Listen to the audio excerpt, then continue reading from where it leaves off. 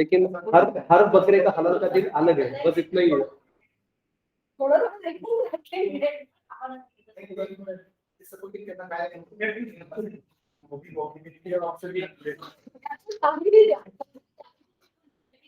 Sir तुम्हाला हा view पाहिजे का हे नकोय मला, हे ठीक आहे सर.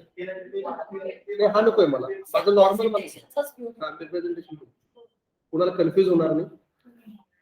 मी चेंज होते का फक्त बघतो. हा राईट, ठीक होतंय चेंज.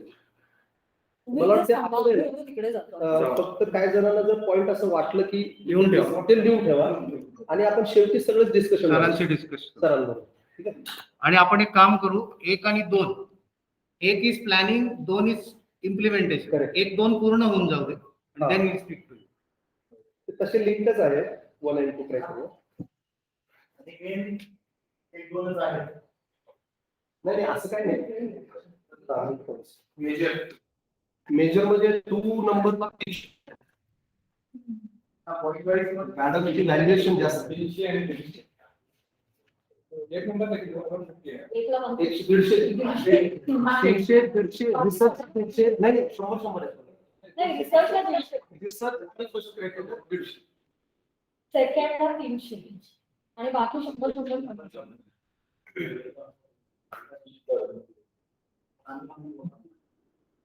पण फर्स्ट जर व्यवस्थित असेल, फर्स्ट मधलं सगळं, तर सेकंड व्यवस्थित असतो. हा म्हणजे तो बेस तयार करतो. मध्ये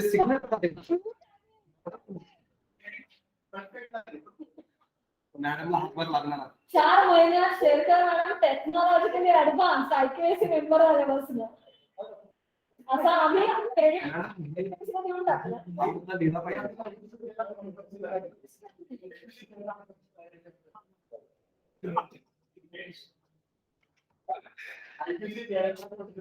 बाबा आयकेएससी मी एवढं सोपं नाही की हा केलं.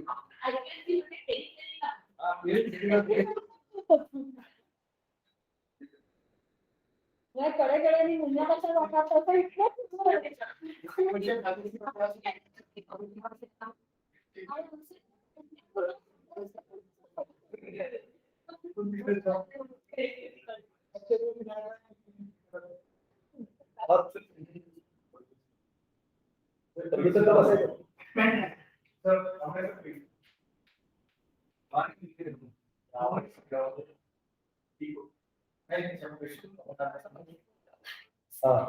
रिफ्लेक्टिंग जास्त असतं.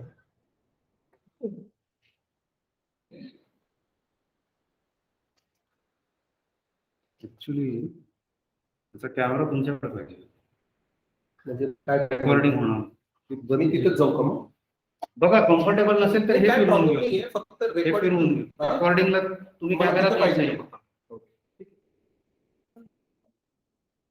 फिरवता आला असता ते म्हटले येतोय. हे काय होतं, उलट होतं. मग फिरवून घेऊ ना, लॅपटॉप फिरवून घेऊ. ठीक आहे, असं करतो. काही ठीक आहे. दुळगुंडे सर तुम्हाला टार्गेट कोणतरी पाहिजे त्याच्याकडेच बघून बोलायचं. दुळगुंडे सर कोणतरी टार्गेट पाहिजे इथंच बघून बोलायचं आपल्याला.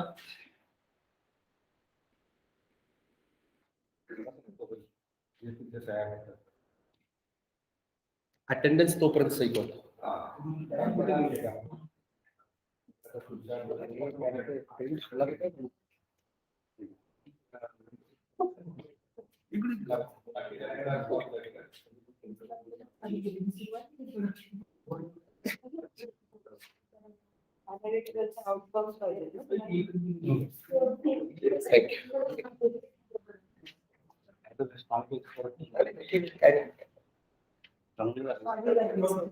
झाले ना तुमच्याकडे ओके आलं आणि वेळ काय करणार, कधी करायचं?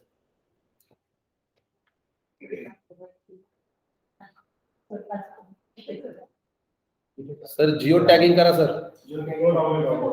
फ्युचर मध्ये कार्बन डेटिंग, आमचं जर कार्बन डेटिंग करायचं जर आलं तर फोटोवरनं लोकेशन वगैरे कळेल ना. हे यावेळी ही घटना अशी घडली. गुरुजी 1 तारखेला घेतली डबल.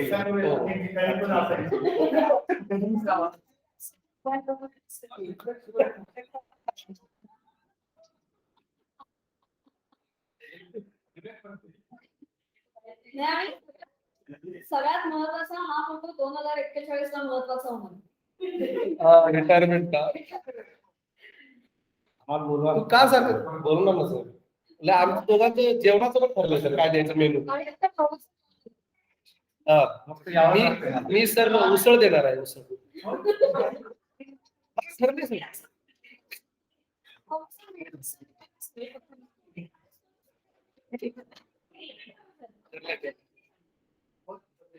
आणि ढवळे सर मठ्ठा देणार आहेत. ढवळे सर मठ्ठा देणार आहेत. जिलेबी ना ठीक आहे. ही गोड इतकी व्यक्ती असताना आम्हाला काय द्यायची गरज आहे. एवढंच द्यायचं खावा म्हणायचं. उन्हाळ्यातच असणार. दिवाळी दिवाळी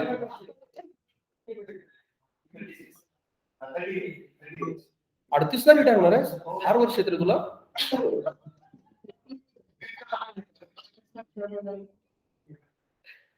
4 वर्ष 18 वर्ष नाही 16 वर्ष झाले कॉलेजला.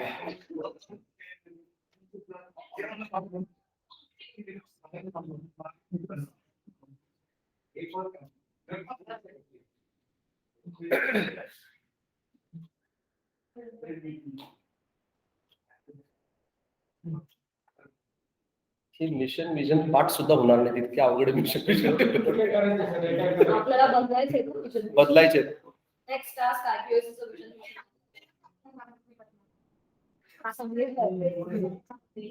सांगितलं नाही ना ते प्रत्येक वर्षी बदलायचं असतं.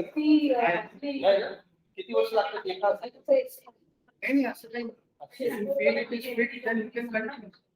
सगळ्याच येतात मिशन विजन काय बदलणार. हा सारखं बदललं म्हणजे तुमच्यात काही सातत्यच नाही. संस्थेचं त्याच्यात रिफ्लेक्ट फार पण बदललं ना की तुमच्यात सातत्यपणा नसल्याचं एक पण एक दर्शवतो. मिशन विजन काय बदलणार. एज्युकेशन तर द्यायचंय. न्यू एज्युकेशन पॉलिसी मध्ये थोडं अडचण होईल. थोडं अडचण. स्किल वगैरे काय काय येईल बदलायला पाहिजे.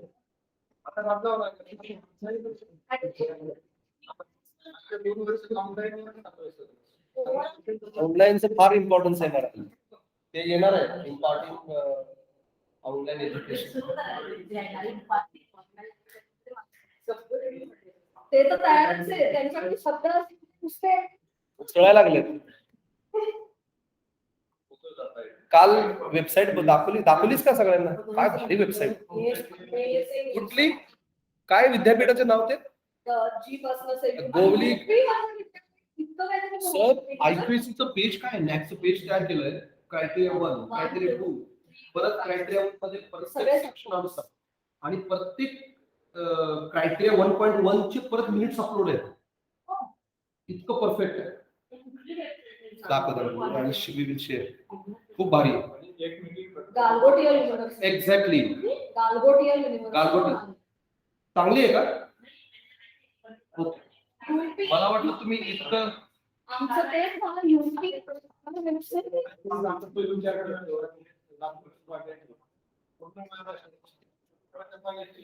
करेक्ट एमबीबीएस नाही काय ग्रामीण भागात ते कॉलेजेस तसं चांगलं आहे.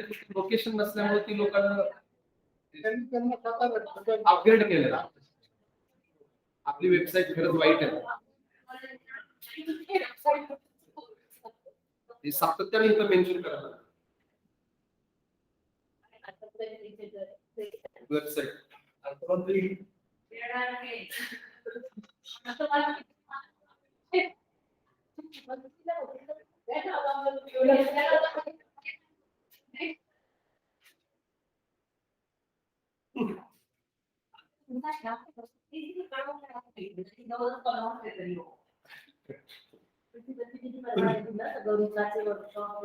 दिलं सिमंतनी थँक्यू. सिमंतनी मुळे रुसा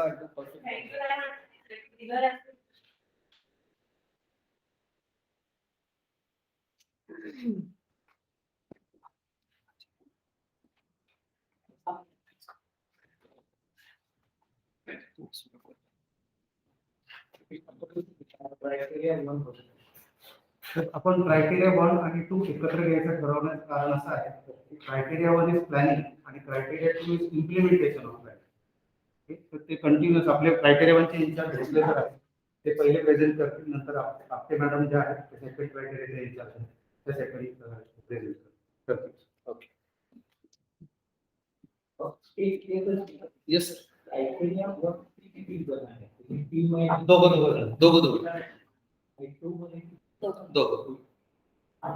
आणि प्रत्येकाची इन्चार्ज असेल. Okay, good evening everyone of you. As you know that we will be having overall look at basically all the criteria. I'll be representing criteria 1, which basically means curricular aspects. Now this is going to be very important because looking at the lots of changes which are taking place in the education sector basically with respect to national education policy. म्हणजे आताचं जे माझं presentation आहे basically नुसतं फक्त AQR भरण्यापुरतं नसून overall त्या क्रायटेरियामध्ये काय आहे आणि ते येत्या काळामध्ये कसं बदलत जाणार आहे त्याच्याबद्दलही थोडंसं त्याच्यामधून आयडिया येणार. So criteria 1 basically is curricular aspect. So if you look at present marking scheme and the different types of criteria, you will see that curricular aspect and teaching learning evaluation 150 and teaching and learning and evaluation is 300. What? Yes, sir. Oh, yes, sir. Sure, sure. Print out.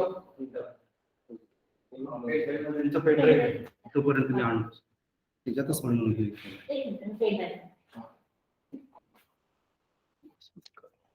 पटकन तिकडनं व्हॉट्सअपला गणेशला पाठवलेलं copy करा तिच्या pen drive मध्ये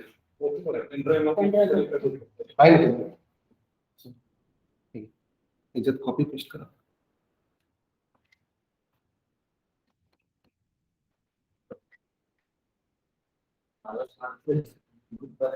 हो हो बरोबर ते त्या स्लाइड मध्ये लिहितात.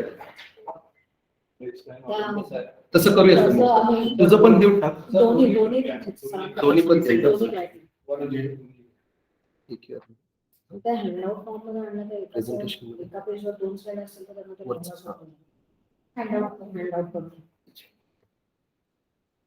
एका पेजवर 2 slide.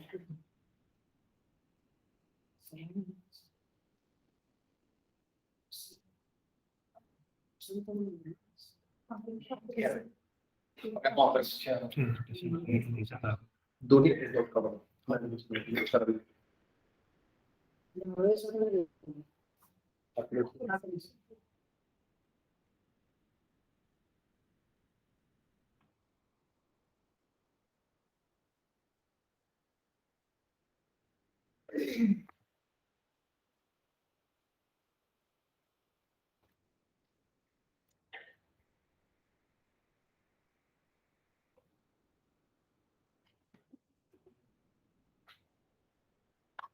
Yes, with property, without property. So presentation final and criteria 2. Criteria 1 पण दाखव. Presentation final is criteria 1. ठीक है.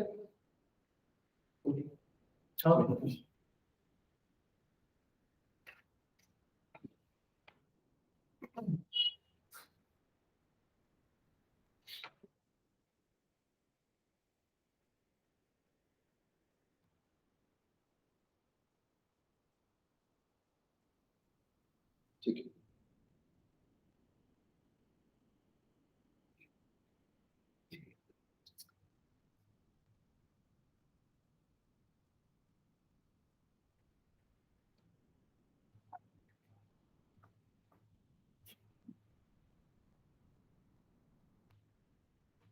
तोपर्यंत चालू करू का आपली print out.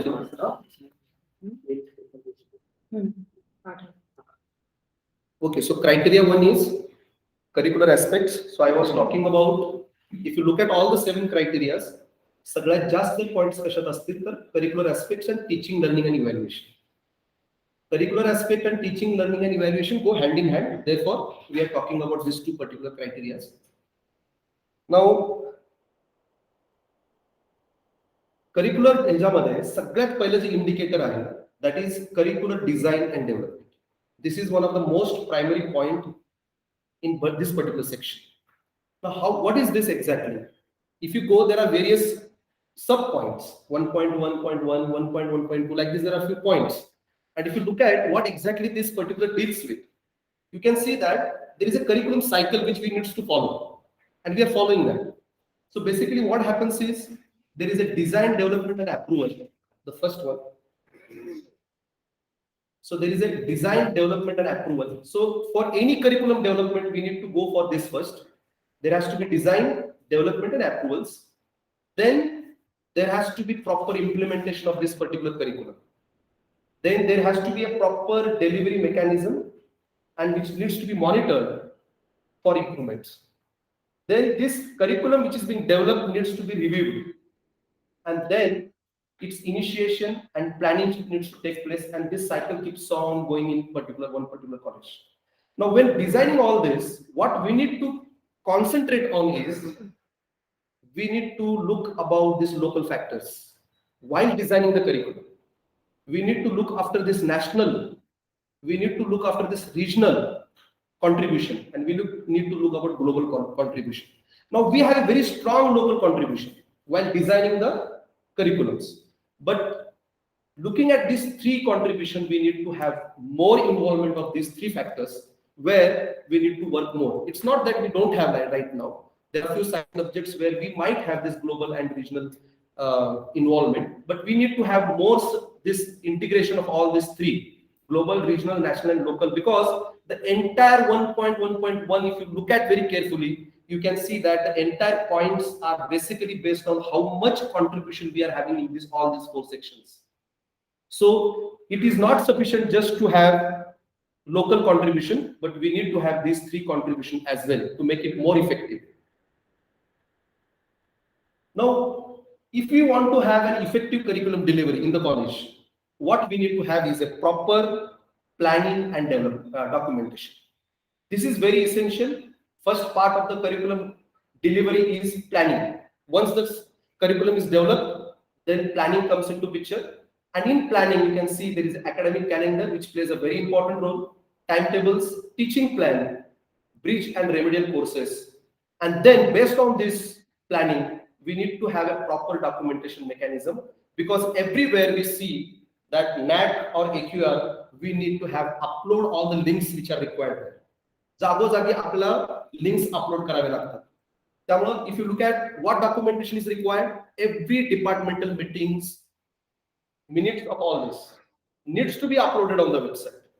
Workload needs to be uploaded, timetables, teaching plan, result and result analysis. So this requires a robust mechanism. It requires foolproof mechanism where we have proper documentation facility. If this is not proper, then uploading the documents on the NAC or NIRF or other sections becomes a difficult problem.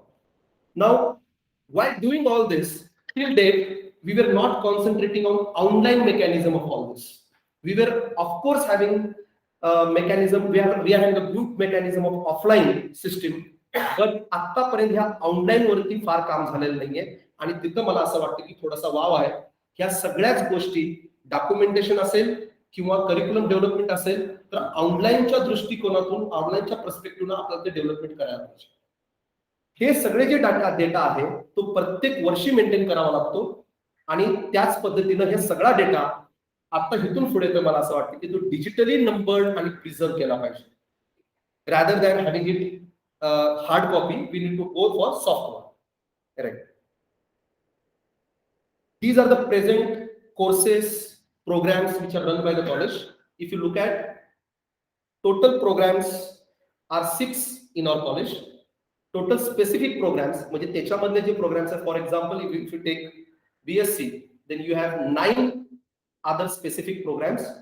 There are BCom मध्ये 3 आहेत आणि ह्याच्यामध्ये 5 आहेत. असे सगळे मिळून जर तुम्ही प्रोग्राम्स काउंट केले स्पेसिफिक प्रोग्राम्स तर 39 आकडा आहे आणि पीएचडी प्रोग्राम्स 3 आहेत. तर सध्याच्या घडीला आता आपल्याकडे 6 टोटल प्रोग्राम्स आहेत, 39 स्पेसिफिक प्रोग्राम्स आहेत आणि 3 PhD प्रोग्राम्स आहेत.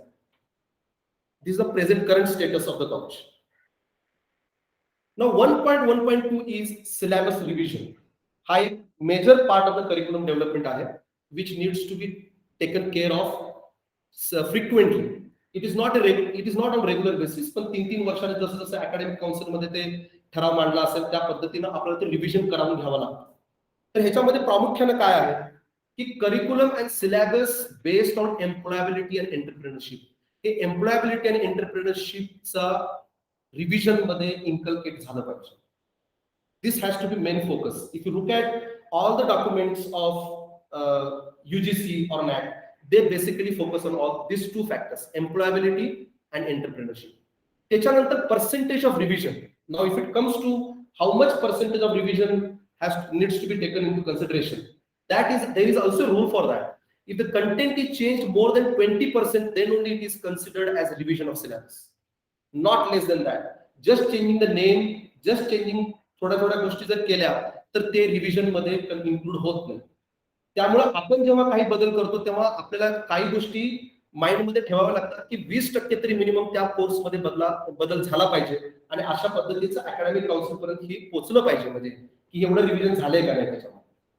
आता सध्या 2021 मध्ये 43 प्रोग्राम्स आपण रिवाइज केलेले आहेत कारण आपण CBCS आणि ऑटोनॉमी मध्ये गेल्यामुळे we could do this revision. So there were 43 programs, specific programs. These are not that 6. These are specific programs which we could revise, and therefore this is a good number. Specifically, when we went into autonomous 1, 2, and 3.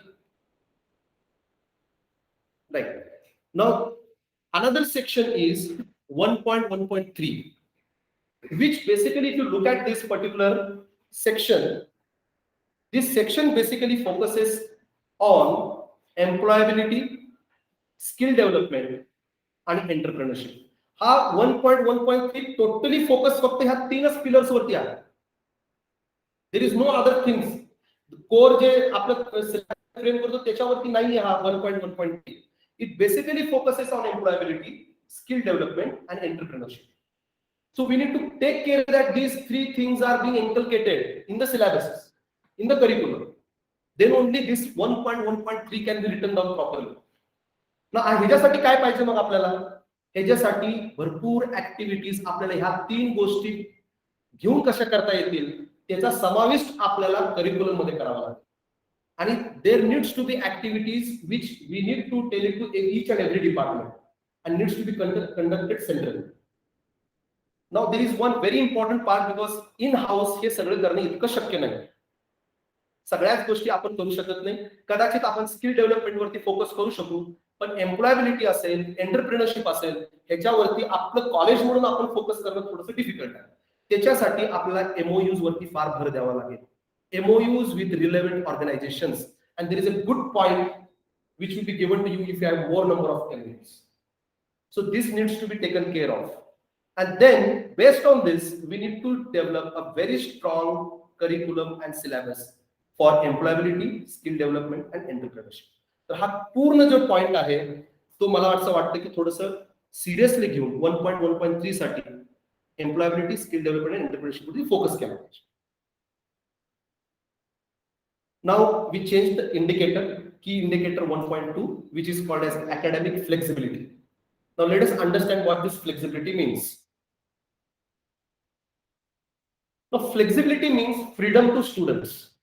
It is not freedom to teachers, but it is a freedom to students. Now what it exactly means, that you develop a course, you have courses where students have freedom to opt anything in the college. Interdisciplinary options, we need to provide them these options. Interdisciplinary म्हणजे interchange of faculties काही असेल. Then we have a credit system which we already are implementing because of the autonomy. आपल्यावरती बंधनकारक credit system असणं त्याच्यामुळे we are already there in the credit system. So freedom means credit system itself involves choice based credit system, and therefore we are already giving the choices to the students. If not, then we have to work on that, how we can give choices. Supplementary enrichment programs, now this needs to be taken care of because हे थोडंसं आपण lagging करतोय. काही programs आपल्याला असे develop करावे लागतील जेणेकरून विद्यार्थ्यांमध्ये ती एनरिचमेंट होईल. with respect to skill development, with respect to earner's life. And then we need to offer them choices. So with respect to courses and all. So it becomes a vicious circle where we need to provide proper freedom to that particular student. This is with respect to student. This is basically called as academic flexibility. Now 1.2.1 basically deals with how many new courses introduced across all programs. महाविद्यालयामध्ये सगळ्या programs मध्ये किती नवीन programs courses आपण introduce केले. तर आता 2021 मध्ये जो आपण डेटा भरतोय त्याच्यामध्ये 52 नवीन कोर्सेस आपण इंट्रोड्यूस केलेले आहेत. नवीन कोर्सेस. पण ते सगळे कशावरती फोकस करतात? तर all are focusing on skill development. Maximum are focusing on skill development. There might be few which might focus on entrepreneurship or which might focus on other factors, but majorly if you look at all the development of the courses, you will find that they are focusing on this skill development, and therefore we need to focus on other two factors as well. Now this is 1.2.2 त्याच्यामधलंच programs offered through choice based credit system. Because of autonomy, we have already accepted autonomy and we have already choice credit system मध्ये कशा पद्धतीने program develop करतात. So this is very important. So what is there exactly into it? Core courses. हा कुणीच बदल करू शकत नाही. फिजिक्स असेल तर फिजिक्स मध्ये core subject will be there, taught uniformly across universities. कुठल्याही विद्यापीठात गेले तर तो कोर्स असणारच. That is core course. So while designing choice based credit system, we need to take care of these core courses आणि हे compulsory आहे. याच्यामध्ये तुम्ही बदल नाही करू शकत.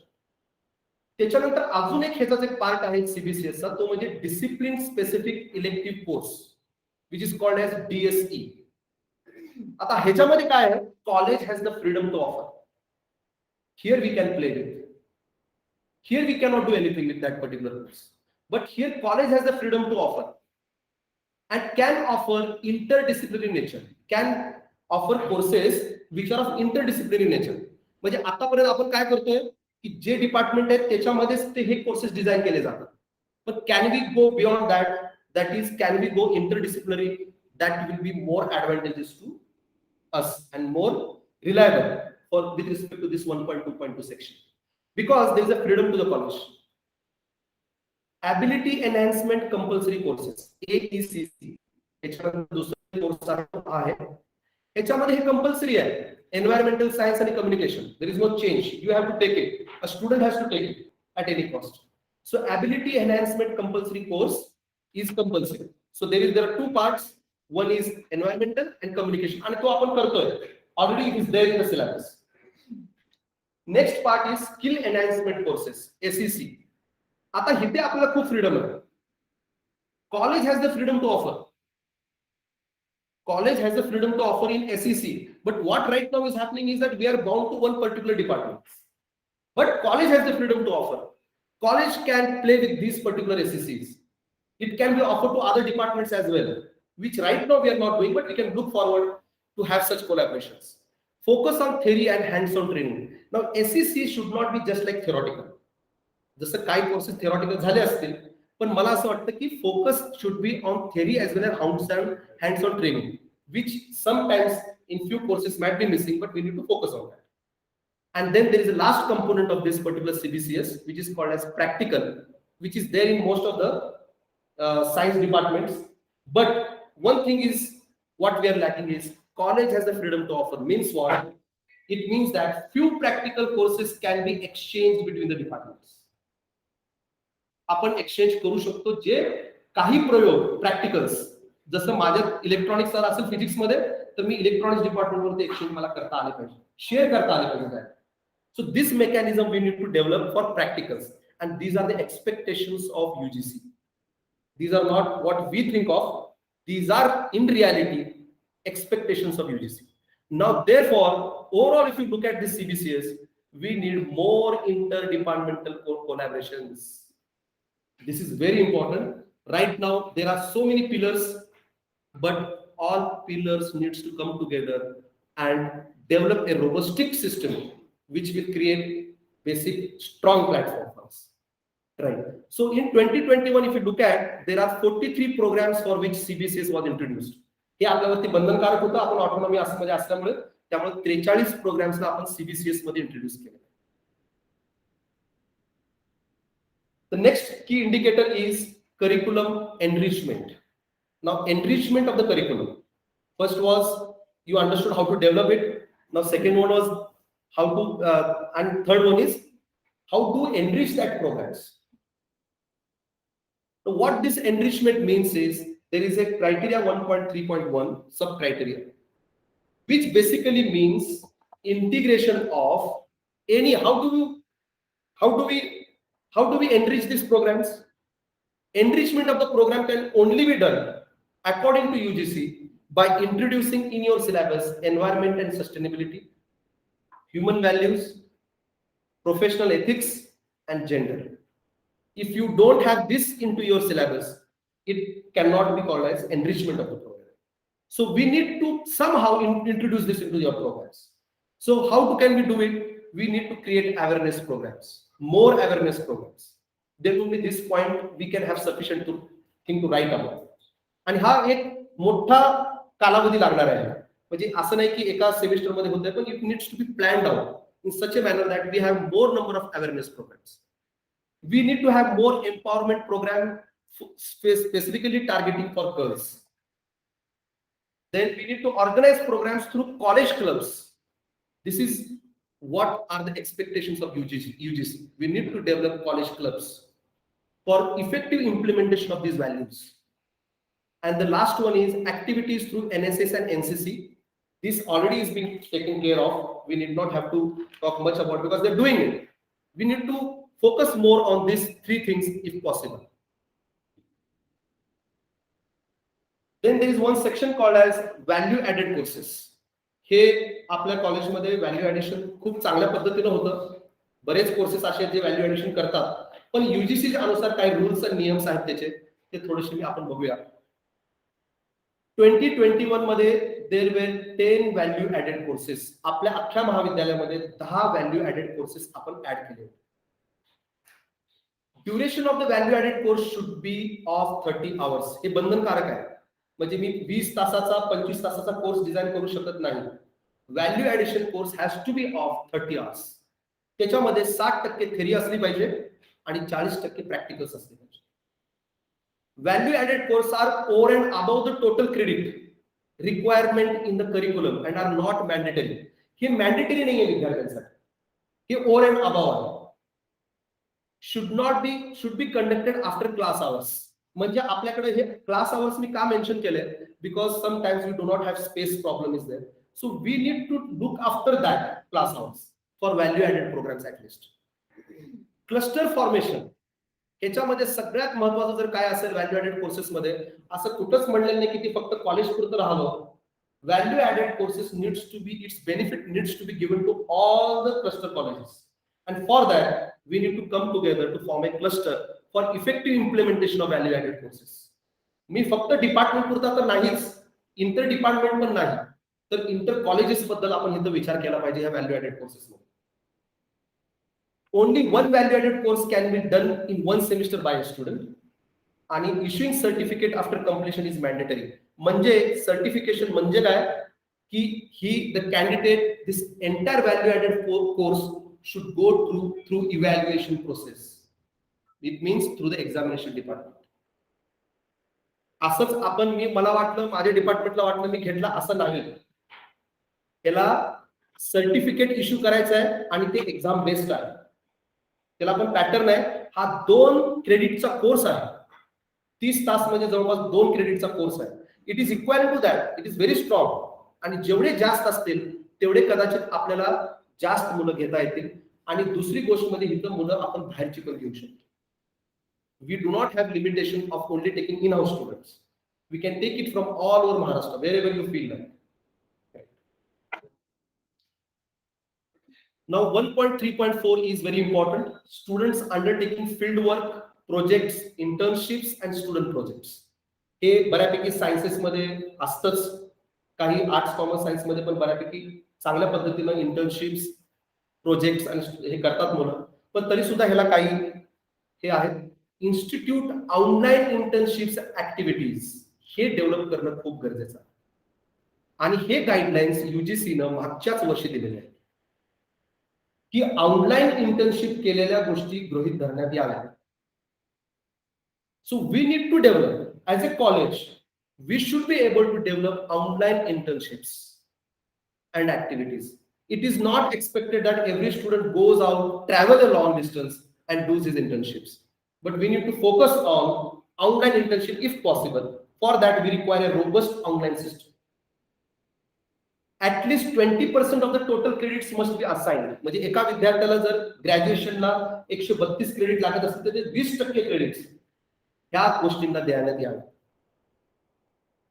Courses must be align with national occupation standards, हे आहेत स्टँडर्ड्स आहेत, त्याच्याबरोबर तुम्ही टायअप करून तुम्ही काय कोर्सेस इंटर्नशिप्स आणि हे रन करू शकता. त्याच्याबरोबर it can also be done through national apprenticeship training scheme which is very popular scheme. Most of the industries also following this. आणि हे जे इंडस्ट्रीज इथले मुलं घेतात अक्षरशः मध्ये, मग आपले रजिस्ट्रेशन होतं का तिथे? तर नाही होत आपल्या मुलांचं. तर आपल्या मुलांनी इथं रजिस्ट्रेशन करून जास्तीत जास्त कसं हा प्रोग्राम आपण आपल्या कॉलेजमध्ये युटिलाइज करू शकतो ते थोडंसं बघणं गरजेचं आहे. Now what we can do to all this is promoting industry academia linkages. हे जोपर्यंत स्ट्रॉंग होणार नाही इंडस्ट्री आणि अकॅडमिया लिंकेजेस, तोपर्यंत हे वर्क इतकं इफेक्टिव्ह होणार नाही. जोपर्यंत इंडस्ट्री आणि अकॅडमिया होणार नाही, मग अवतीभोवती जे इंडस्ट्रीज बरोबर आपल्याला जास्तीत जास्त MOUs आणि लिंकेजेस करावे लागतात. Improving institutions credibility and in brand building. जर आपल्याला हे प्रोजेक्ट वर्क किंवा इंटर्नशिपची व्हॅल्यू वाढवायची असेल, बाहेरच्या विद्यार्थ्यांनी आपल्या इथं जर इंटर्नशिप्स करायची असेल, तर आपल्याला स्वतःचं ब्रँडिंग डेव्हलप करावं लागेल, क्रेडिबिलिटी डेव्हलप करावं लागेल. And improving the teaching learning process and functioning of the placement cell. Now this is, since it is related with placement, this functioning of the placement cell has to be very, very strong because suggestions are going to come from that. So the last key indicator is 1.4, which is feedback system. Now feedback system मध्ये, this feedback system मध्ये बऱ्यापैकी Arundhati madam त्याच्यामध्ये थोडासा अजून उल्लेख करणार आहे, पण ही फीडबॅक सिस्टम मी करिक्युलम जे डेव्हलप झालेलं आहे त्या दृष्टिकोनातून आपल्याला इथे मी सांगणार आहे. तर आपलं जे करिक्युलम डेव्हलप झालेलं आहे आता जे क्रायटेरिया 1 मध्ये जे आपण डिस्कस करतोय, we are just talking about development of the curriculum. So तिथं कुठं मॉनिटरिंग आहे का, whether my curriculum is good or not, have I collected the data about that particular course, have I analyse that particular curriculum develop कोर्सचं काय आपण analysis केलं का, आणि मग त्याच्यावरती काय ऍक्शन केली. म्हणजे उदाहरणार्थ एक कोर्स आपण 20% बदलला, रिव्हिजन केलं, पण तो इफेक्टिव्ह आहे का नाही ह्याचं आपल्याला मापदंड काहीतरी ठरवावं लागेल, त्याचं अनालिसिस करावं लागेल. जर ते योग्य असेल तर ते रिव्हिजन मध्ये कंटिन्यू करण्याचा अर्थ आहे, नाहीतर त्याला रोलबॅक करावं लागेल आणि काहीतरी वेगळं त्याच्यामध्ये विचार करावा लागेल. So this mechanism is very much needed and should be uploaded on the website. So everything criteria 1 असो 2 असो बऱ्यापैकी जर फोकस असेल तर लक्षात येईल की आपल्या सगळ्या गोष्टी आपल्याला वेबसाईट वरती अपलोड करायच्या आहेत. ऍक्शन टेकन असेल, अनालिसिस असेल किंवा डेटा कलेक्शनची प्रोसेस असेल, all these things to be uploaded on the website. So this was the end of all this, but let us look at the mechanism of criteria 1.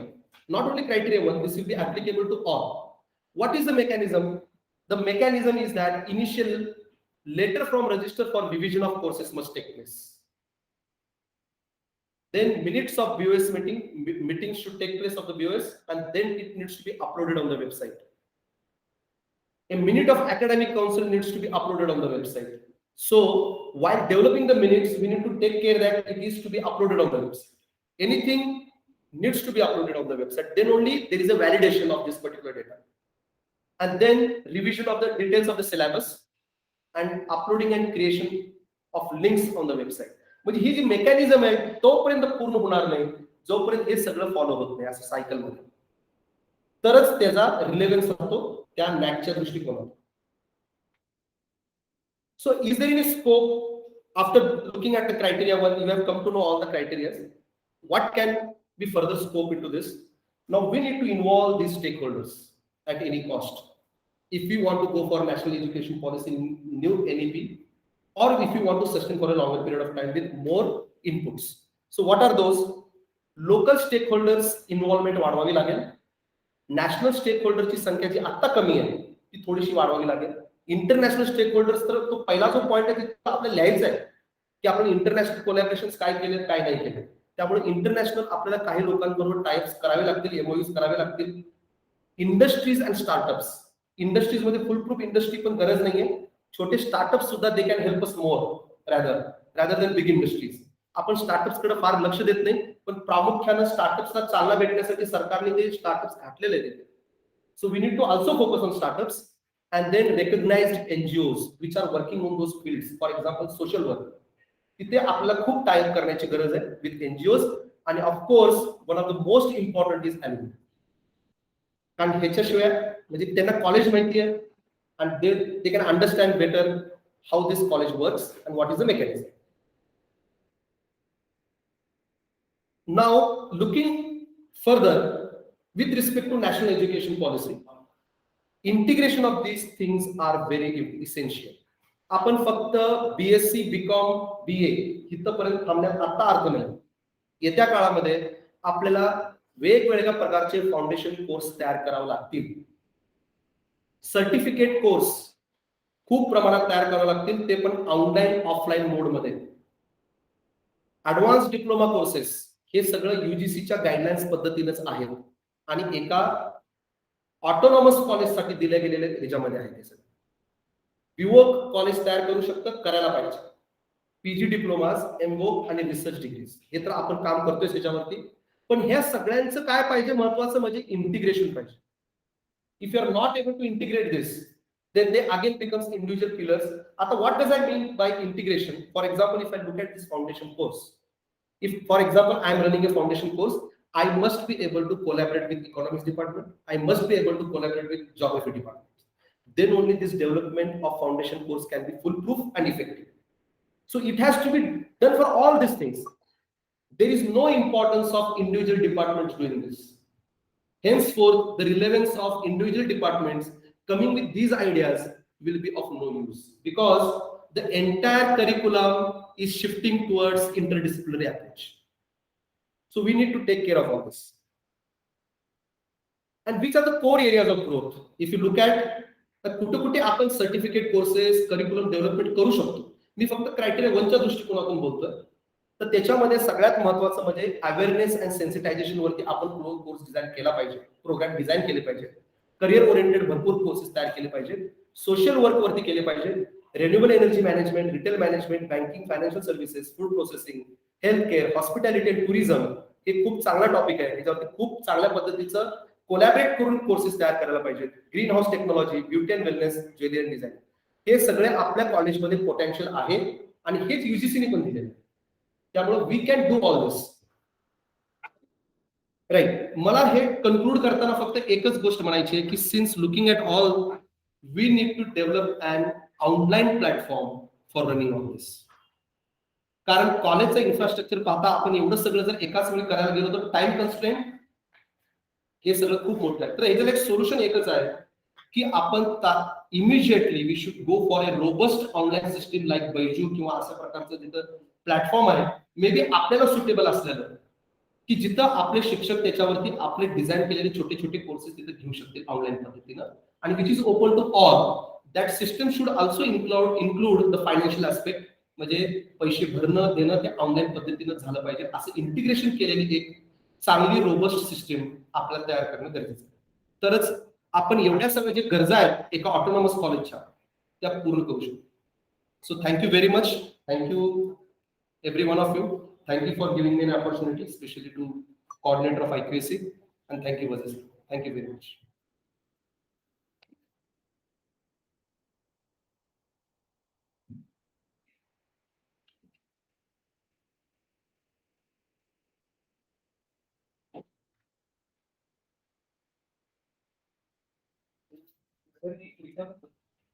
Yes.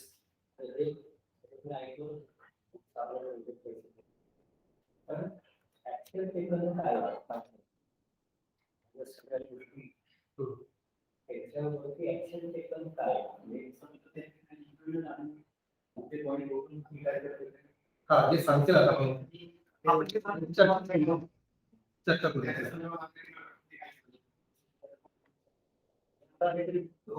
महत्वाचे सांगू skill action taken काय हे काय हा correct correct ते करूया सांगू yes correct yes ते आपण आयपीएससी पण त्याच्यावरती फोकस करेल आपण पुढे त्या गोष्टीवरती आणि मग we can go with full proof plan. आता ह्याच्यावरती विचार करूया सर सांगायला त्यामध्ये तुम्ही सगळ्या डिपार्टमेंटला इन्व्हॉल्व करून विषय करायचं म्हणतात सगळे डिपार्टमेंट इन्व्हॉल्व आहेत काही काय नाही तर वी नीड टू इम्प्रूव्ह आणि ते शक्य आहे कारण इनावच आहे सर आपण कुठंच बाहेर कोणाची मदत घ्यायची गरज नाही आपल्याला आपण चालू पाहिजे मग आपण पुढे जाऊ शकतो. ते थोडंसं खूप मोठं अवेअरनेस क्रिएट करायला पाहिजे पहिल्यांदा माझं डिपार्टमेंट नाही चालणार माझं कॉलेजच बनवणार तुम्हाला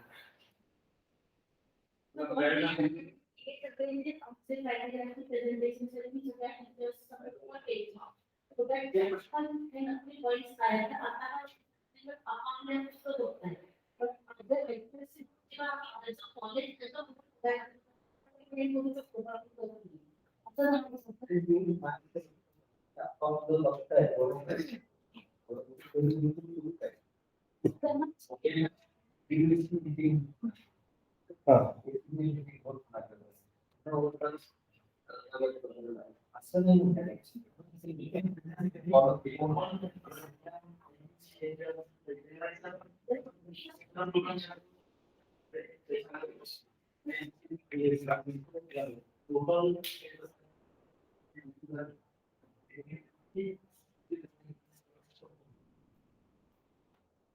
So आता एक लॅक्युना म्हणजे कारण करिक्युलम डिझाईन हा सगळ्यात बेस आहे म्हणजे पूर्ण कसं किंवा काही असं पण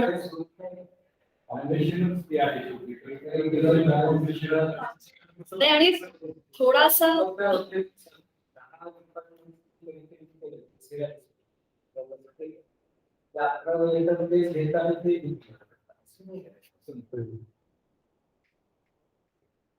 गुड इव्हनिंग मी आता इथे क्रायटेरिया 1 झाल्यानंतर क्रायटेरिया 2चं प्रेझेंटेशन करणार आहे.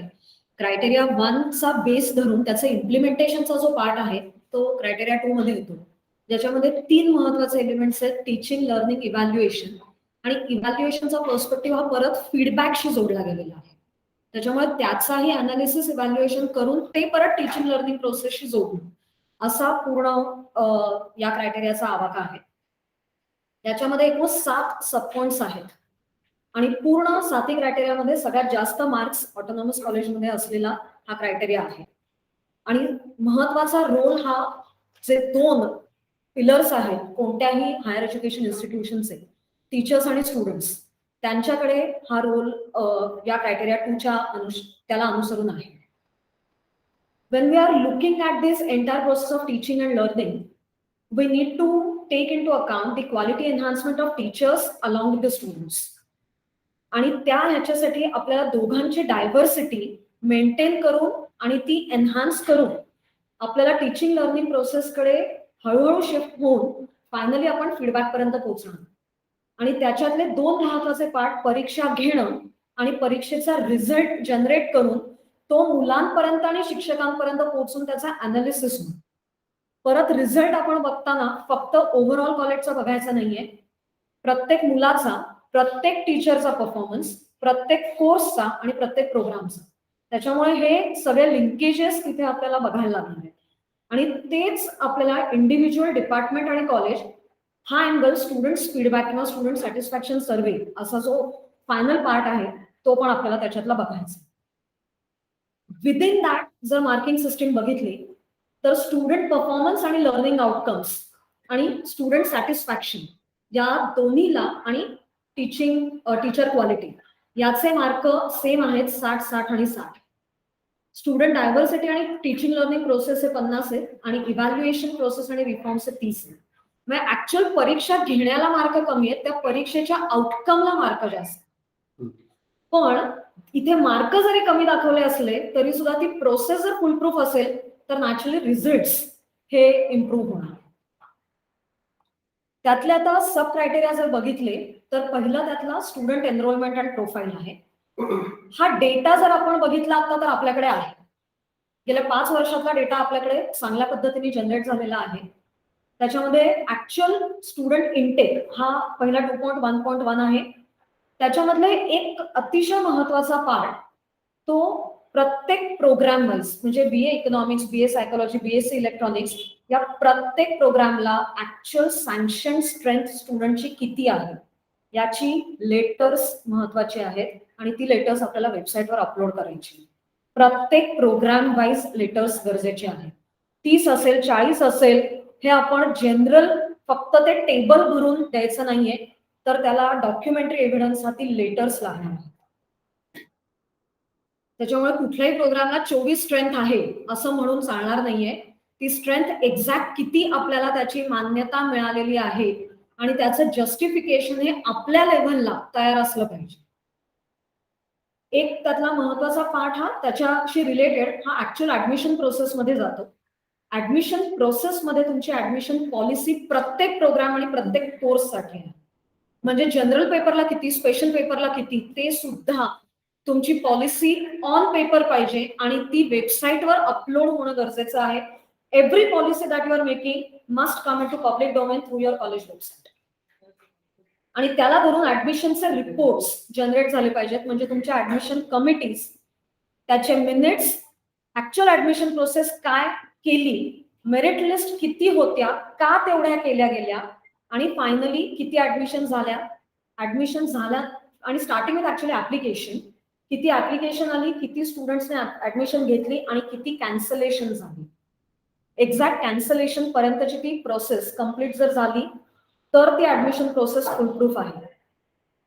आणि त्याला धरून जेव्हा तुम्ही मुलांचा ऍक्च्युअल इंटेक बघताय तेव्हा त्याच्यामध्ये डायव्हर्सिटी आहे का नाही हा पार्ट बघितला पाहिजे. ती डायव्हर्सिटी बघताना तुमची कल्चरल किंवा सोशल, फिजिकली हँडिकॅप्ड और specially abled students, gender, geography म्हणजे लोकल, रिजनल, इंटरनॅशनल या सगळ्याला धरून तुमच्या ऍडमिशन्स होत आहेत ना तशा प्रकारची मुलं तुमच्याकडे येत आहेत हे बघितलं पाहिजे. परत त्या सगळ्याची तुम्हाला डॉक्युमेंटेशन करून ते वेबसाईटवर अपलोड करायला पाहिजे की किती इंटरनॅशनल स्टुडंट्स कुठल्या ठिकाणून आलेले आहेत, किती आउट ऑफ महाराष्ट्र आहेत, आउट ऑफ महाराष्ट्र असताना कुठल्या स्टेट्स मधनं आलेले आहेत याचं सगळ्याचं डॉक्युमेंटेशन हवं.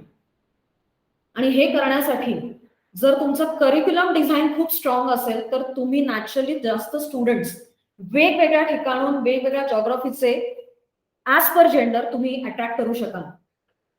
त्याच्यामुळे तुम्हाला याच्यासाठी कॉलेजला म्हणजे आपल्याला ऍडव्हर्टायझिंग आणि कॉलेजचं ब्रँडिंग अतिशय महत्वाचं आहे. आणि ते ब्रँडिंगसाठी पहिली स्टेप हे तुमचं करिक्युलम येणार आहे. That itself will become your brand. तुमचं जेवढं चांगलं करिक्युलम तेवढं चांगलं तुमचं स्टुडंट इंटेक असणार. त्याच्यामधला एक आता पार्ट फक्त मला मेन्शन करायचा आहे. आपण साधारणपणे 2014-15 पासून वृद्धी सॉफ्टवेअर वापरायला सुरुवात केली ऍडमिशन प्रोसेससाठी. आपल्याला आता 2022 पर्यंत ते वापरलंय. पुढच्या वर्षी ERP मध्ये आपण रूलबुक सुद्धा आता तयार झालेला आहे.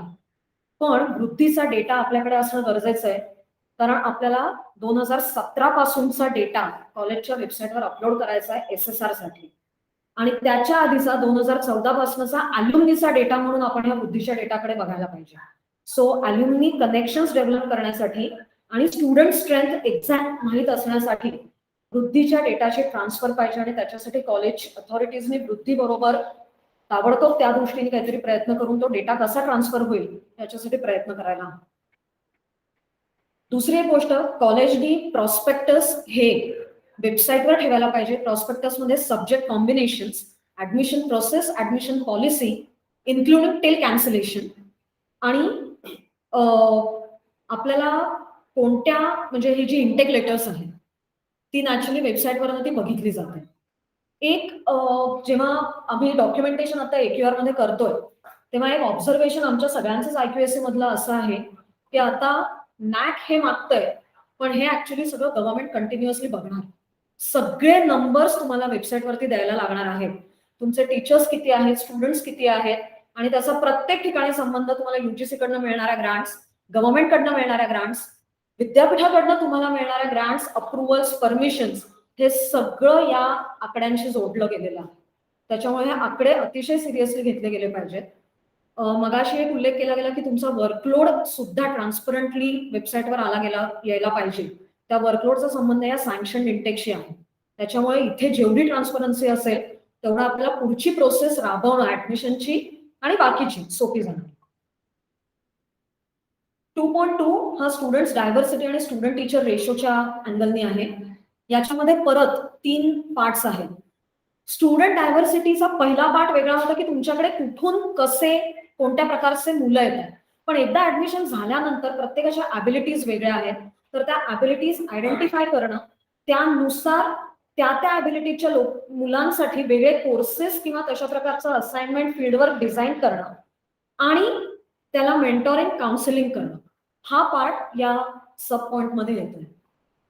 त्या कोणत्याही गोष्टीसाठी टीचर्स ट्रेनिंग आणि प्लॅनिंग करताना परत ऑनलाईन ऑफलाईन दोन्ही मोड्स, कारण आपण जेव्हा ब्रिज कोर्सेस देऊ, रेमेडियल कोर्सेस देऊ, एक्स्ट्रा सेशन्स घेऊ, ती बरेच वेळेला क्लासरूम व्यतिरिक्त असणार आहेत आणि कॉलेजच्या टाइम टेबलमध्ये ते बसणं आणि इन्फ्रास्ट्रक्चरला धरून ते प्रत्येकाला प्लॅनिंग करणं अवघड असेल. त्याच्यामुळे अशा वेळेला ऑनलाईन मोडचा कसा इफेक्टिव्हली वापर करता येईल आणि त्याच्यासाठी आपण काय सिस्टीम वापरू शकतो ऑनलाईन मोडसाठी, हे आपल्याला घेतलं पाहिजे.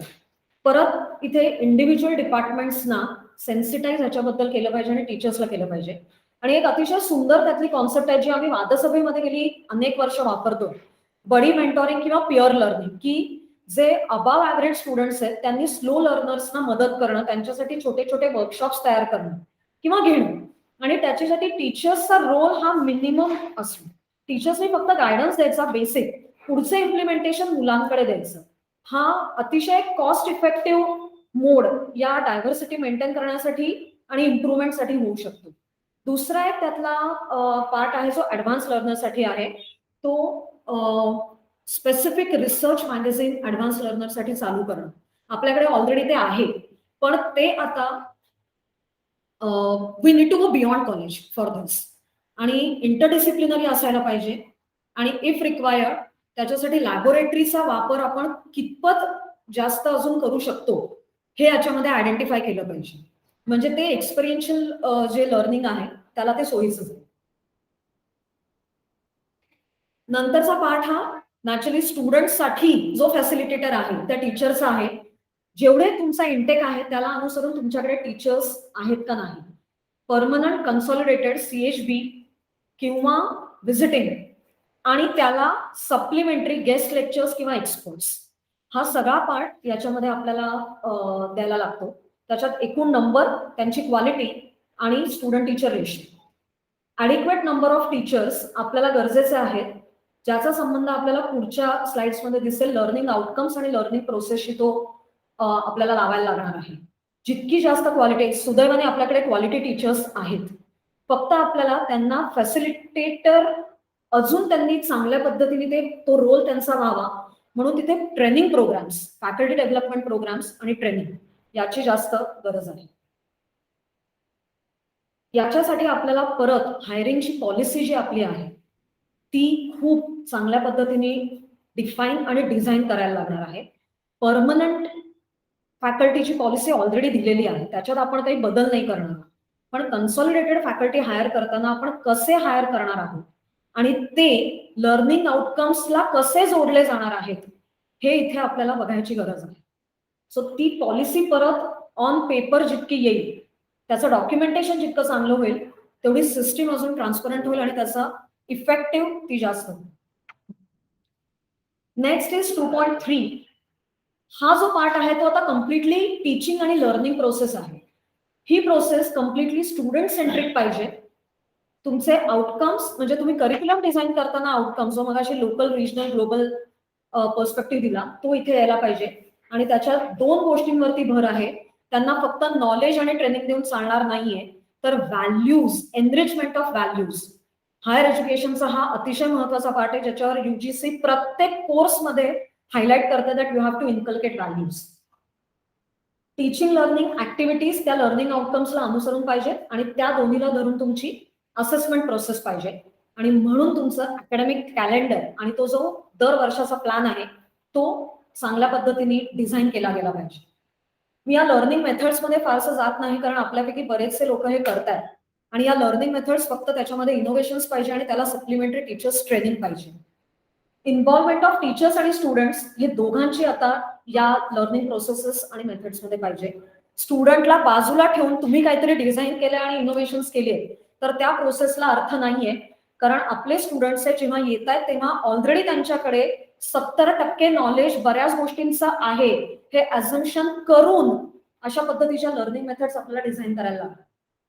टूल्स जी आहेत ती आता परत भर ऑनलाईन ऑफलाईन दोन्हीवरती पाहिजे आणि त्यामध्ये आपल्याला ऑनलाईन रिसोर्सेसमध्ये ई स्टुडिओ आपला डेव्हलप झालाय, but it has to be made functional at the earliest. कॉलेजमधलं जे फिजिकल इन्फ्रास्ट्रक्चर आहे ते आहे, पण त्याचा जास्तीत जास्त युटिलायझेशन आपण कसं करू शकतो याच्यावरती प्लॅनिंग पाहिजे. ई कंटेंट टीचर्सनी स्वतः डेव्हलप करायचा आणि इतर जो ऑलरेडी अवेलेबल आहे तो मुलांपर्यंत कसा वापरला जाईल आणि मुलांनी स्वतः ई कंटेंट डेव्हलप करायचं. या दोन्ही गोष्टी त्याच्यामध्ये येतील. आणि एक महत्वाचा पार्ट जो आहे तो कम्प्युटर, डेडिकेटेड कम्प्युटर्स ज्याच्यामध्ये सॉफ्टवेअर्स इन्स्टॉल केली गेली आहेत आणि जी मुलांना वापरता आली पाहिजेत ऑन अ डेली बेसिस. हे सायन्सच्या मुलांसाठीच नाही तर आर्ट्स आणि कॉमर्समध्ये सुद्धा कोणतीही सॉफ्टवेअर त्याच्या लायसन्स कॉपीज विकत घेणं आणि त्या मुलांपर्यंत रोजच्या रोज त्याचा वापर होणं. आणि अजून एक आम्ही आता IQACनी एक्सप्लोर केलं. ई बुकसाठी ऑलरेडी लायब्ररीने प्रयत्न करायला सुरुवात केलेली आहे. काही पब्लिकेशन्स बरोबर बोलून त्याचे लॉग इन्स दिलेले आहेत आणि आम्हाला ते एक्सप्लोर करायला सांगितलंय. पण एक अतिशय सोपा मार्ग ऍक्च्युली आम्हाला IQAC क्लस्टरमधनं कळला, ज्याचा आपण विचार करायला हवा होता. जयकर ग्रंथालयाबरोबर आपला टायअप असतो, त्याच्यासाठी कदाचित काही अॅन्युअल फी असू शकेल, पण ती खूप मिनिमम असेल असं साखरे मॅडम म्हणल्या.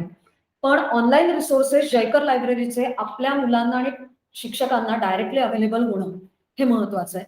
आणि त्याचबरोबर आपण कदाचित डेक्कन कॉलेज, गोखले इन्स्टिट्यूट, नंतर आयसर, MCA या ज्या इन्स्टिट्यूशन्स आहेत त्यांच्या लायब्ररीला आपण ऍक्सेस कसा घेऊ शकतो हे याच्यामध्ये आपल्याला थोडासा विचार केला गेला पाहिजे. त्याची कदाचित सबस्क्रिप्शन बेस्ड असेल, काही ठिकाणी फ्री पण असेल, पण ते अर्जंटली आपल्याला डेव्हलप करायला पाहिजे. आणि या सगळ्याचं सार हे मेंटॉर आणि मेंटी प्रोग्राम मधनं आहे. आपल्याकडे काउन्सिलिंग सेल आहे, पण हा मेंटॉर मेंटी प्रोग्राम हे काउन्सिलिंग पेक्षा कम्प्लिटली वेगळा आहे, कारण काउन्सिलिंगचा अँगल आणि त्याचं ऑब्जेक्टिव्ह वेगळं आहे. मेंटॉर मेंटी हे डे टू डे टीचर आणि स्टुडंट मधला जो कम्युनिकेशन आहे त्याच्यामधलं आहे. अनफॉर्च्युनेटली आपल्याकडे ही सिस्टीम चांगली डेव्हलप झालेली नाहीये, ती इनफॉर्मल आहे. म्हणजे मी क्लासमधनं बाहेर पडले की माझ्या मागे 10 मुलं येतात, आपण तिथे उभं राहून त्यांच्या मागे त्यांना गायडन्स देतो, पण ते तशा पद्धतीचं नकोय. एक स्पेसिफिक डेडिकेटेड रूम जिथे एक टाइम टेबल पाहिजे की कोणते मेंटॉर आणि मेंटी त्या वेळेला त्या तासामध्ये बसतील आणि त्यांना कोणत्या प्रकारची मदत दिली गेली, ऑनलाईन असेल, ऑफलाईन असेल, कधी इन्फॉर्मल काउन्सिलिंग असेल, कुठलीही मदत असेल, पण त्याला व्यवस्थित इन्फ्रास्ट्रक्चर, अगेन इन्फ्रास्ट्रक्चर म्हणजे नव्याने रूम्स क्रिएट करणं नाही, एक्झिस्टिंग इन्फ्रास्ट्रक्चरचं युटिलायझेशन याने आपण नक्की सुरुवात करू शकतो. दुसरा एक IQAC मध्ये त्याच्याबद्दल चर्चा झाली, लर्निंग प्रोग्राम्स, मेथड्स आणि टूल्ससाठी संस्थेच्या ज्या इतर कॉलेजेस आहेत त्यांच्याबरोबर आपण असे काही प्रोग्राम्स राबवू शकतो का, मुंबई किंवा इतर ठिकाणचे आपल्या ज्या सिस्टर कन्सर्न्स आहेत त्यांच्याबरोबर आपण स्टुडंट एक्सचेंज, लॅबोरेटरी एक्सचेंज आणि ऑर्गनायझेशन ऑफ डिफरंट प्रोग्राम्स हे आपण करू शकतो का. ते जेवढे होतील तेवढं जास्त सोयीचं, म्हणजे शक्य झालं तर, म्हणजे हे थोडी लॉंग टर्म विजन आहे ज्याचा NAP-शी पण संबंध आहे आणि ऑटोनॉमीशी. आपली काही मुलं 3 महिने रुईयामध्ये जाऊन जर त्यांनी तिथे 1 क्रेडिट किंवा 2 क्रेडिट 3 क्रेडिट कम्प्लीट केली आणि त्यांची मुलं आपल्याकडे आली तर that will result into better utilisation of the infrastructure of all the institutes. तर याचा मला वाटतं कुठेतरी आपण एक प्रॉपर प्रपोजल कॉलेजने याच्यासाठी, म्हणजे IQACने याच्यासाठी इनिशिएटिव्ह घेऊन डिपार्टमेंट्स कडनं इनपुट्स घेऊन एक प्रपोजल तयार करावं. आणि हे करताना इन्स्टिट्यूशनचा स्वॉक अनालिसिस, स्ट्रेंथ, विकनेस, ऑपॉर्च्युनिटीज आणि चॅलेंजेस जर तयार असेल तर आपण दुसऱ्या इन्स्टिट्यूशनला अप्रोच होताना ते सोपं जाईल. अकॅडमिक कॅलेंडर बद्दल आपल्या आधीच्या एका मीटिंगमध्ये झालेलं आहे, त्याच्यामुळे मी परत त्याच्यावरती फार बोलत नाही. प्लॅनिंग करताना दरवर्षी एप्रिलमध्ये अकॅडमिक कॅलेंडर तयार झालं पाहिजे. जूनपासून त्याचं इम्प्लिमेंटेशन पाहिजे आणि अकॅडमिक कॅलेंडरचा शेवटचा पर्स्पेक्टिव्ह हा एक्झाम, इव्हॅल्युएशन आणि रिझल्ट डिक्लेरेशन पर्यंत आहे. रिझल्ट डिक्लेरेशन आणि ग्रीव्हन्स म्हणजे तुमचे एक्झामचे ग्रीव्हन्स आले तर ते किती दिवसात सॉल्व्ह होत आहे इथपर्यंत सगळं तुमचं अकॅडमिक प्लॅन तयार असला पाहिजे. आणि ते एक्स्ट्रा आणि को करिक्युलर ऍक्टिव्हिटीज आणि ऍडमिनिस्ट्रेटिव्ह ऑफिस बरोबर त्याचं लिंकेज किंवा कोऑर्डिनेशन हे पाहिजे. अकॅडमिक कॅलेंडर डिस्प्ले होताना 2 प्रकारचे करावेत. एक जे पब्लिक डोमेनमध्ये जाईल आणि दुसरं जे इंटरनल सर्क्युलेशनसाठी असेल, डिपार्टमेंट्स, कॉलेज आणि संस्था. कारण अनेक वेळेला आपल्या पॅरेंट बॉडीकडे सुद्धा अशा टाईपचे प्रोग्राम्स नक्की कधी ऑर्गनाईज केले जातात याचं डिटेलिंग असलं पाहिजे, म्हणजे त्या दृष्टीने टोटल प्लॅनिंग करायला सोपं जाईल. 2.4 हा टीचर्स प्रोफाईल आणि क्वालिटी आहे. याच्यामध्ये सुद्धा टीचरची सँक्शन स्ट्रेंथ ही वेबसाईटवर आली पाहिजे. ऍक्च्युअल सँक्शन स्ट्रेंथ, त्याच्या रिलेटेड क्वालिफिकेशन्स, त्यांचा रिसर्च आणि त्यांचा एक्सपिरियन्स हे तिन्हीही एकत्र येते. ऑफकोर्स याच्यामध्ये परत सुदैवाने आपल्याकडे डेटा चांगला आहे, पण एक लॅक्युना जो IQAC ला सतत जाणवतो आहे तो म्हणजे प्रत्येक सेमिस्टरला तुमचा वर्कलोड काय आहे हे विचारलं जातं. वर्कलोड हा जर ठरलेला असेल तर ऑफिसकडनं प्रत्येक सेमिस्टरला ही माहिती हेड्सनी भरून द्यायची. भरून देण्याबद्दल पण काही नाही, पण त्याच्यामध्ये वेळ खूप जातो. तर आपण ही सिस्टीम अजून किती सोपी करू शकतो. कदाचित ते थोडं लहान तोंडी मोठा घास असेल, पण आवश्यक आहे. कारण इंडिव्हिज्युअली आम्ही प्रत्येक जण हे सफर करतोय आणि दर सेमेस्टरला कोणते टीचर्स तुमच्याकडे हायर केले किंवा कोणी सोडलं हा डेटा ऑफिसकडे असलाच पाहिजे. तो डिपार्टमेंट आणि ऑफिस म्हणून मी म्हणलंय की ऑफिसची पूर्ण जबाबदारी जरी नसली आणि याचा संबंध डिपार्टमेंटल हेड्स आणि टीचर्सशी असला तरी सुद्धा ते कोऑर्डिनेशन कसं आपल्याला इम्प्रूव्ह करता येईल हे बघायला पाहिजे. कारण जेव्हा MIS किंवा 80चा डेटा येतो तेव्हा प्रत्येक वेळेला डिपार्टमेंटकडे विचारलं जातं की तुमच्याकडे किती कन्सॉलिडेटेड आहे. हे अतिशय वियर्ड आहे की डिपार्टमेंटकडे ही माहिती का मागितली जाते. हे माझं पर्सनल ओपिनियन आहे. पण दरवेळेला मग 4 आहे नाही 6 आहे हा असा अँबिग्युटी या आकड्यामध्ये काय. कारण हे महत्वाचं का आहे तर हा डेटा वेबसाईटवर अपलोड करायचा आहे, त्याच्यामुळे हे सिरियसली घेतलं पाहिजे. इव्हॅल्युएशन रिफॉर्म्स हा पूर्णपणे एक्झामिनेशन सेक्शन आणि डिपार्टमेंट्स या दोन्ही मधला संबंध आहे. एक्झामिनेशन सिस्टीम ही वेल डिझाईन, वेल इम्प्लिमेंटेड असणं गरजेचं आहे. परत आता त्याच्यामध्ये ऑनलाईन ऑफलाईन दोन्ही एक्झामिनेशनचा पॅटर्न आपल्याला बघायला पाहिजे आणि एक्झामिनेशन पॉलिसी आणि त्याचे SOP आणि रिफॉर्म्स आपण काय घेतो हे डॉक्युमेंट वेबसाईटवर पाहिजे. आता आपल्या कॉलेजच्या वेबसाईटवर एक्झामिनेशन हँडबुक्स अपलोड केलेली आहे, पण एक्झामिनेशन प्रोसेस नक्की काय आहे, स्टुडंट्स एक्झाम द्यायला एलिजिबल कधी होतो हे हँडबुकमध्ये जरी असलं तरी त्याच्यामध्ये काही अँबिग्युइटी आहे. तर एक्झाम डिपार्टमेंटने यावर्षी बऱ्याचशा गोष्टी क्लिअर करून परत ते अपलोड आपण नव्याने केलंय, पण अजून त्याच्यावरती थोडं काम अपेक्षित आहे. हे करताना पेपरलेस एक्झामिनेशन आणि digitisation of exam department and strengthening of exam infrastructure is also required. आपल्याला बरीचशी ऑडिट्स करायची आहेत आणि त्यातलं एक महत्वाचं ऑडिट हे एक्झामिनेशनचं आहे. पूर्ण एक्झाम सेक्शनचं ऑडिट हे IQACनी करावं आणि एक सजेशन IQACनी म्हणजे आता दिलेलं आहे, दर सेमिस्टरला कोणत्याही रँडमली 2 डिपार्टमेंटचं ऑडिट एक्झामिनेशन डिपार्टमेंटने करावं, ज्याच्यामध्ये त्यांचे पेपर सेटिंग कसं केलं गेलं आहे, त्यांचा पेपर पॅटर्न कसा आहे, ते आउटकमशी जोडलं गेलेलं आहे का नाही आणि त्याचा रिझल्ट. हे रँडम दर सेमेस्टरला 2 किंवा 3 डिपार्टमेंट्स हवं आणि मग दर वर्षाच्या शेवटी IQACने एक्झामिनेशनचं ऑडिट करावं आणि एक्झाम सेक्शनचा अॅन्युअल रिपोर्ट हा वेबसाईटवर अपलोड व्हायला हवा. त्या वर्षामध्ये काय झालं, कोणत्या परीक्षा किती वेळा कशा घेतल्या, इन्क्लुडिंग टाइम टेबल. आपल्याकडे एक्झामचे टाइम टेबल्स आहेत, हॉल तिकीट्स आहेत, रिझल्ट्स आहेत, हे सगळं वेबसाईटवर अपलोड केलेलं आहे, पण ते अनफॉर्च्युनेटली फार युजर फ्रेंडली नाहीये. त्याच्यात खूप शोधायला लागतं. तर वेबसाईट मधले चेंजेस आपल्याला त्यासाठी जास्त युजर फ्रेंडली करणं गरजेचं आहे. 2.6 हा पूर्ण टीचिंग लर्निंग चा जो क्रायटेरिया आहे त्यातला हा सगळ्यात महत्वाचा पार्ट आहे आउटकम्स. लर्निंग आउटकम्स, त्याचं इव्हॅल्युएशन आणि स्टुडंट परफॉर्मन्स, या 3 गोष्टींना धरून आपल्याला हे आउटकम्स बघायचे. आणि आउटकम्स बघताना परत एम्प्लॉयबिलिटी, एंटरप्रेन्योरशिप आणि स्टुडंट्सचं हायर एज्युकेशन किंवा रिसर्च कडे झालेलं प्रोग्रेशन, या 3 गोष्टी आपल्याला बघायच्या. लर्निंग आउटकम्स डिफाईन केले गेले पाहिजेत. त्याच्यासाठी प्रत्येक डिपार्टमेंटमध्ये टीचर्सचं प्रचंड मोठ्या प्रमाणावर ब्रेनस्टॉर्मिंग झालं पाहिजे. म्हणजे आपल्याला आता 2019 मध्ये आपण जेव्हा सिलेबस नवीन ऑटोनॉमीचं केलं, 2023-24 मध्ये आपण रिवाइज करणार आहोत, तेव्हा त्याची सुरुवात आत्ता व्हायला हवी. लर्निंग आउटकम्सच्या अनुषंगाने ते तुमचे सिलेबस रिव्हिजन पाहिजे. त्याच्यासाठी वर्कशॉप्स पाहिजेत टीचर्सचे, सिलेबस मॅपिंग पाहिजे आणि BOS वरती अत्यंत चांगले एक्सपर्ट्स असणं, अल्युमिनी, इंडस्ट्री आणि अकॅडमिक्स. आणि एक्सपर्ट्स हे चांगल्या रेप्युटेड इन्स्टिट्यूशन्स मधनं प्रत्येक वेळेला असलेच पाहिजेत असं कंपल्शन नाही. जो त्या विषयातला एक्सपर्ट आहे तो असणं महत्वाचं आहे.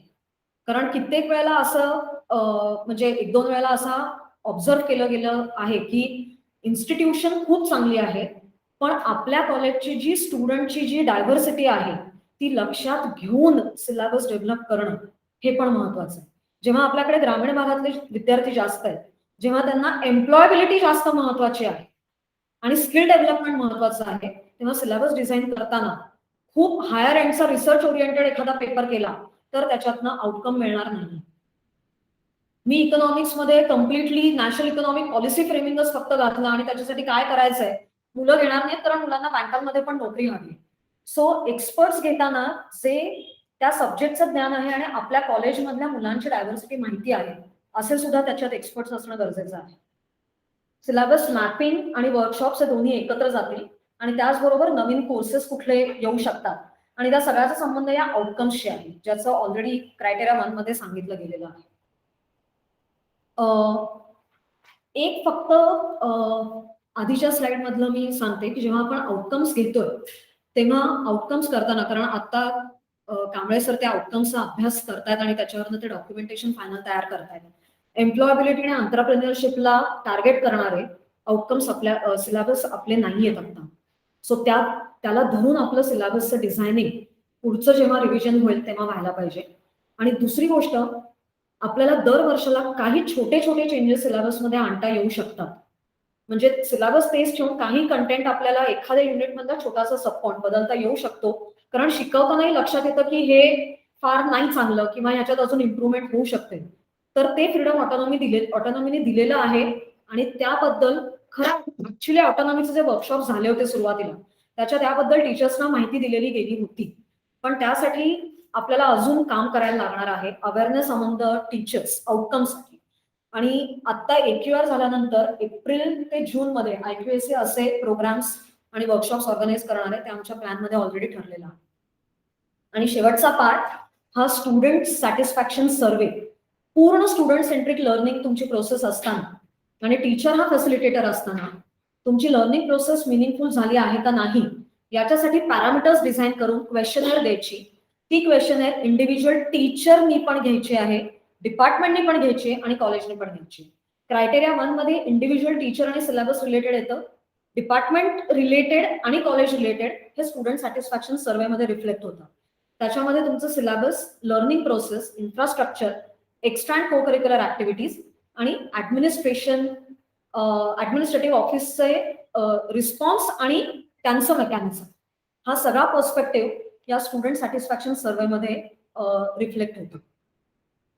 ऑटोनॉमस कॉलेजसाठी हा सर्व्हे हा सगळ्यात महत्वाचा आहे, कारण NAC आता हा सर्व्हे बघून मुलांना डायरेक्टली मेल करणार आहे आणि त्याच्यातून मुलांचे डायरेक्ट जजमेंट्स आणि विचार घेणार आहे की जो स्टुडंट सॅटिस्फॅक्शन सर्व्हे तुम्ही अपलोड केलेला आहे त्यालाच अनुसरून मुलांनी खरंच तो फीडबॅक दिलेला आहे का नाही.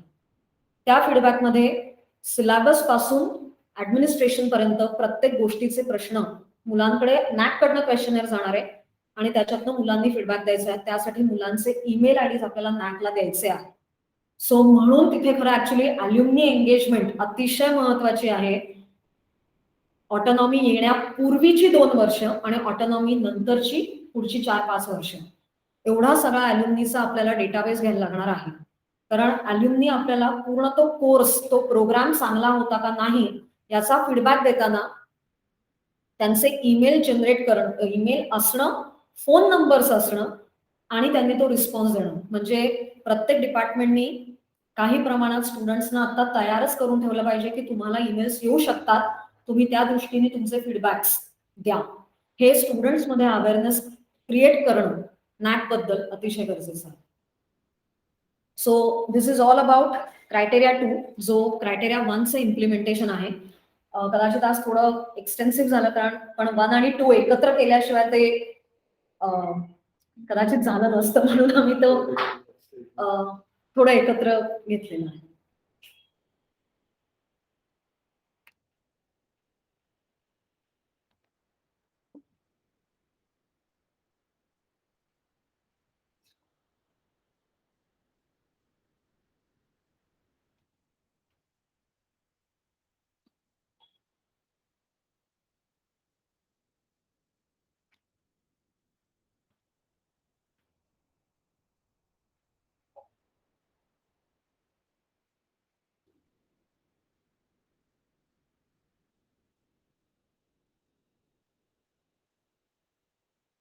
प्रत्येक